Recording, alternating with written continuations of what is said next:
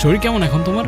এই তো বাবা, এখন তুই আসছিস না, এখন আমি সুস্থ হয়ে যাব। ওষুধ খেয়েছো?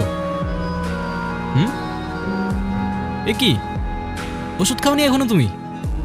আলী, তুই এখনো মাকে ওষুধ দিসনি? মানে আমি একটা দিন না থাকলেই অনিয়ম করবি? কিছু বলে না দেখি কি মাথায় উঠে গেছিস তুই? ভাইজান আমি তো সেই কখন থেকে চেষ্টা করতেছি, সেই এক কথা, আজান আসুক তারপর খাবো। আমার কোনো দোষ নাই। হ্যাঁ, তোর কোনো দোষ নাই। আলীর কোনো দোষ নাই। হ্যাঁ হয়েছে, তোমার আর ওর হয়ে ওকালতি করতে হবে না। দে আমাকে, দে, আমি খেয়ে দিচ্ছি। আমার খেতে ভালো লাগছে না আজকে, বললাম। তুই তার চাইতে আমার মাথায় একটু তেল দিয়ে দে, মাথাটা কেমন যেন করছে। আলী, যা তো,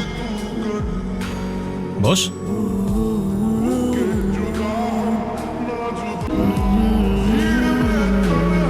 মা,